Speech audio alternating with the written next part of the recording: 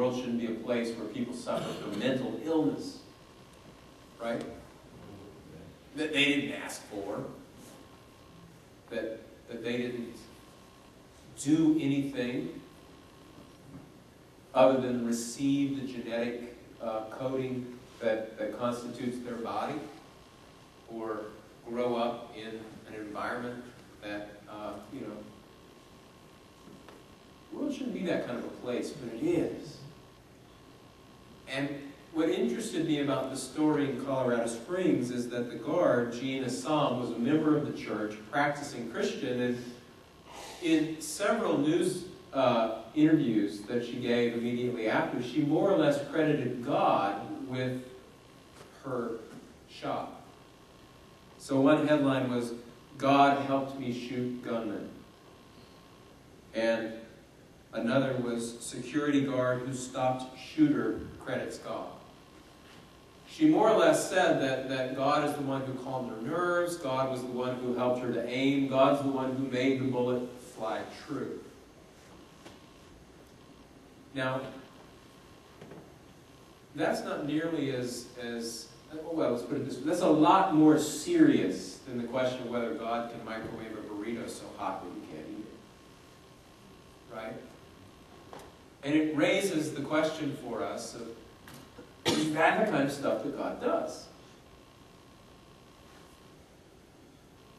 And as it raises that question, it invites us as Christians to begin to do two very difficult things. One of the difficult things is to begin to recognize the degree to which God, divinity, theos, divine being, those kinds of terms, are borrowed language, and to see just how ill-fitting is that clothing. Is it a pretty good fit? Is it, God in a 42 long when God is really just a 40 regular? Is it a size 13? I'll just put on a second pair of socks and the shoes will fit fine for my size 12 feet? Or is it pretty profoundly ill-fitting? That's one of the questions. It's kind of a philosophical language question. The other question, and the truly pressing one, which is, in a sense, the reason that we come here every Sunday and open the book and read the scriptures and hear the stories and then remind ourselves who we are by saying the creed. That other one is this. Do we really believe that the creator of the universe and the redeemer of all things is truly and fully known in Jesus of Nazareth? Or do we just believe that was how God acts on a nice day? And that you better get in while the getting's good, because then there's the other side of God and it ain't pretty. There's this episode of, I can't remember, but it's one of the cartoons that my student showed me this little clip, and it's like, what if Jesus were an action movie, like an Arnold Schwarzenegger movie or a Bruce Willis movie? And so they made this little trailer. It was like, Jesus returns, and or Jesus 2 or something like that. And it was the tagline was, Jesus is back, and this time he's not happy, And it's like Jesus is killing people right and left, and he's really hurting some people. So that's part of the question. Do we, to the core of our being, believe that this God who is revealed to us in Scripture is entirely too patient, entirely too forgiving, is entirely God?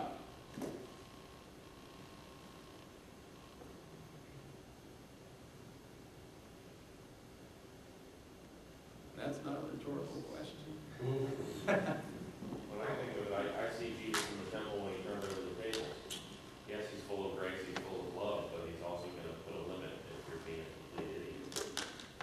He'll come in and turn over a table on you. Right. Well, Jesus showed anger on more than one occasion. But I think it comes back to what you were saying, this image that came to me when you were talking about God as who, not what.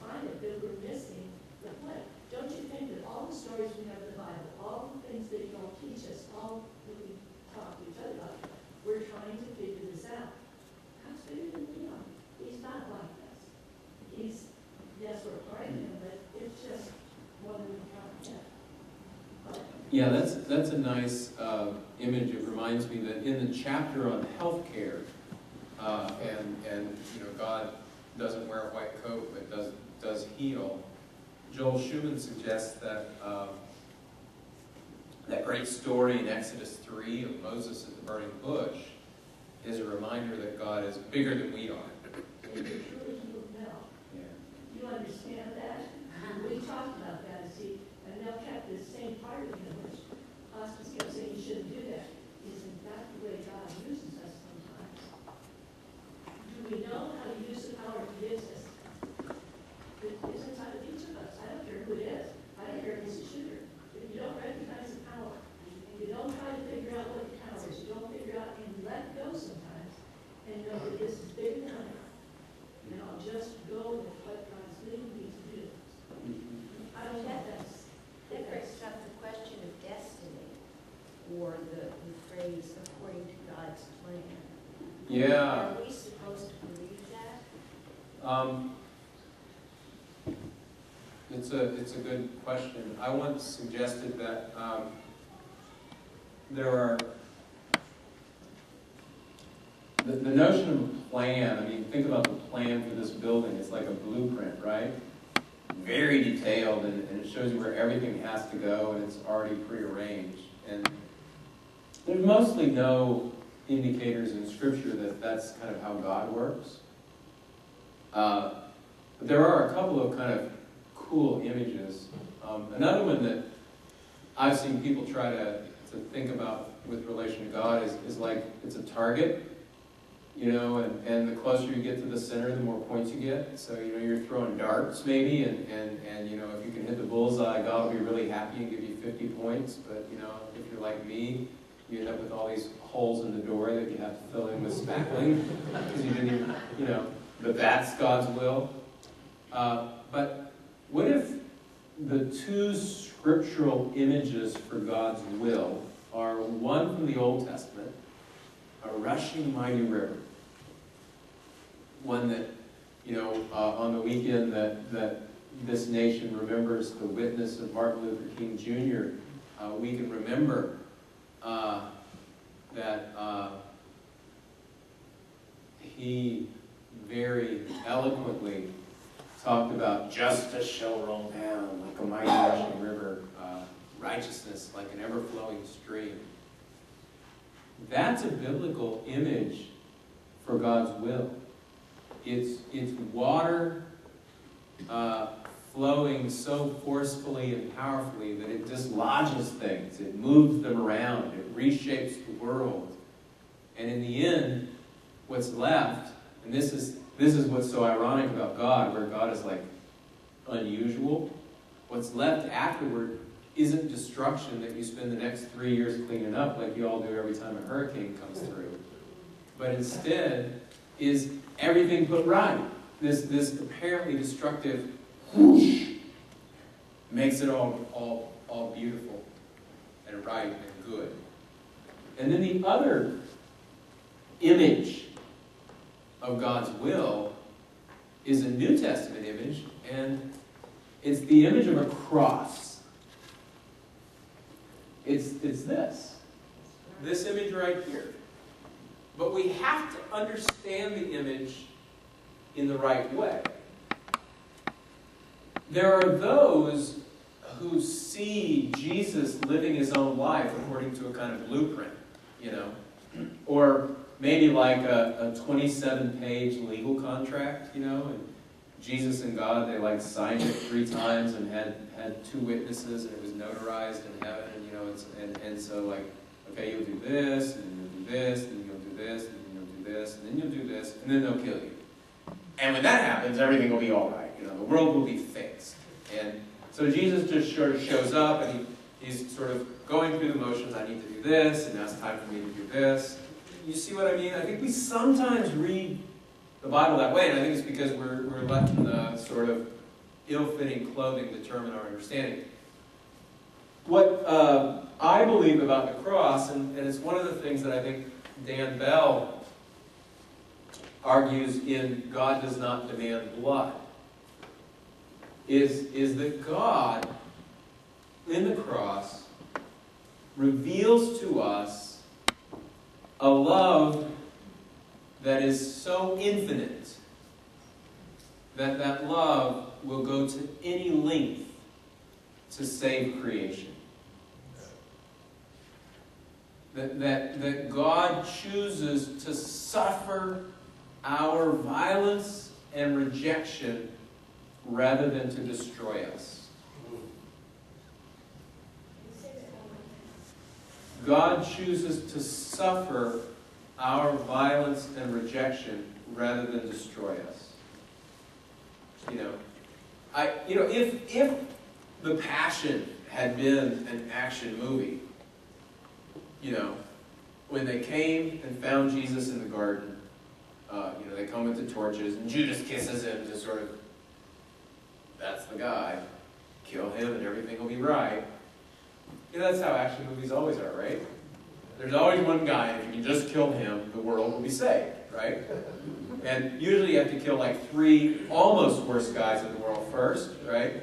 And once you get them killed, and then as a hero, you're a good guy, so you really don't want to have to kill the bad guy, so you give him a chance. You say, okay, you surrender, we'll just take you in and give you a good trial. And you put your gun down, and then the bad guy proves that he's really the worst guy in the world that has to be killed, because he then tries to trick you and kill you, right? He gave up, and then he said he went, and so then you kill him, right? Or your sidekick killed you, so like Die Hard 1, Danny Glover has to say. But unless the bad guy is dead, the world can't be fixed. That's an action movie. Now, if The Passion had been an action movie, when they came to catch Jesus in the garden, it might have been then that the disciples pulled out their machine guns and mowed everybody down, Or the way Jesus puts it is, he says, Peter, put your sword away, and he puts the ear back on the high priest's servant. He says, look, Peter, if this were an action movie, don't you think I could have called 10,000 angels? They've got laser guns. They've got photon torpedoes. They've got phasers. They could blow everybody away. We could wipe everybody out, And then we could go to Rome, and we could get, the emperor too. We could kill all the people that need killing and make this place right. Don't you think I could have done that? That's not how God works, right? That's not how God works. So, it turns out, the words action movie are actually not in the Gospels, but Jesus is more or less saying, this is not an action movie. And Jesus suffers the rejection. Remember the parable of the owner of the vineyard who kept sending his servants to sort of get the rent? And they beat the first one up, and then they beat the second, and the owner said, hey, I know what I'll do. I'll send my son, because they'll be nice to him.